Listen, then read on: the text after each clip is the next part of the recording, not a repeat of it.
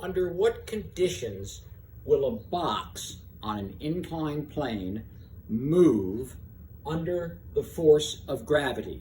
So you don't touch the box in any way. You don't push it, you don't pull it, you don't try to hold it in place, you don't go near it. You just have an inclined plane and you put a box on it.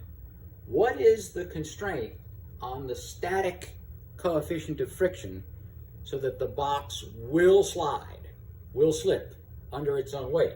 And we know that that happens if we take an inclined plane like your pad and you put a coin on it and you tip your pad up.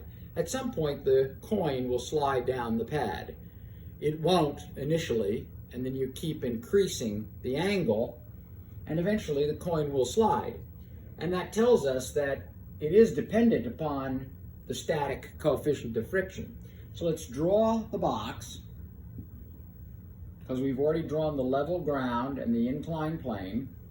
And here's our object, and we're going to draw the weight, which is mg. And we're also going to break it up into its two important components: the normal force, which is mg cosine theta, and the parallel force, which can be drawn here as well, which is mg sine theta. And now I'm going to say I'm not touching it, not pulling or pushing it. So if gravity wants to pull the object down the plane, what will oppose it? What's the only force left that can oppose its motion? The box has to be able to do it. And that is the force of friction. That's the only force the box can do by itself, without the help of gravity or us. So there's the force of friction. And so the force of friction is mu static mg cosine theta. And if the pull force of gravity is larger than the friction force, there will be motion. So if the force of so there's our friction force, and this will our parallel force. If the parallel force, which equals mg sine theta, is greater than or equal to the static coefficient of friction times mg cosine theta, there's movement.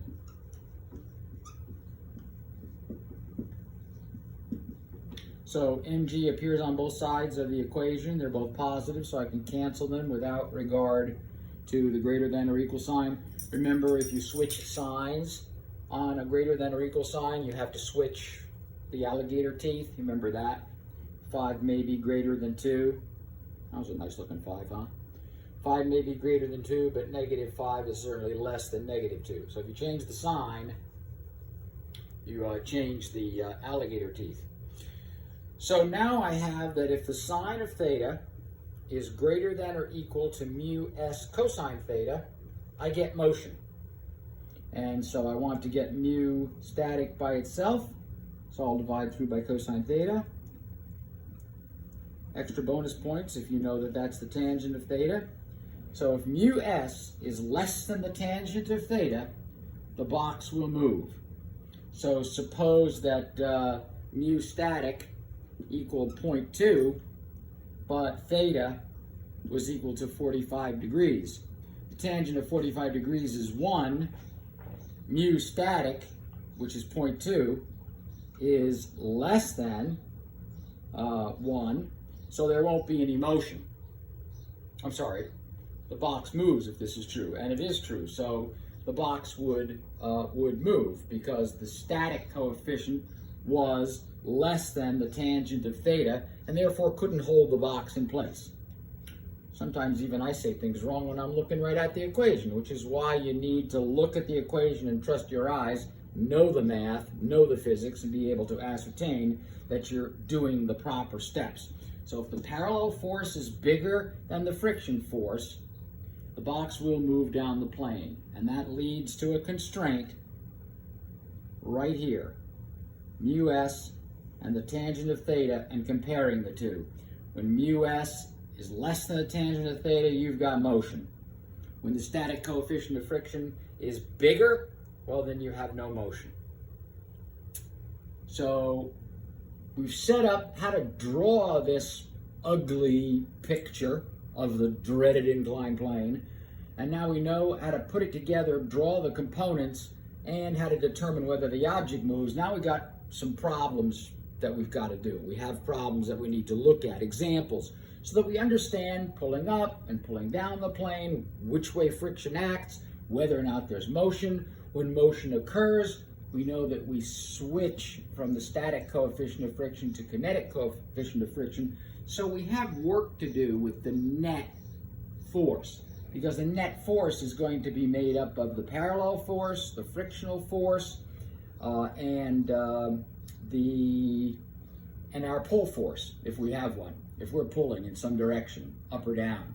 Those are our three major forces. The friction force is caused by this.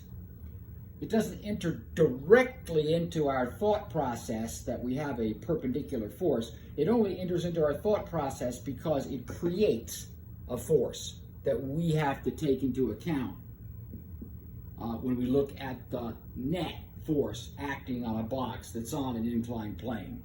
All right, so coming up, some examples, and I think that'll help put it into perspective for you.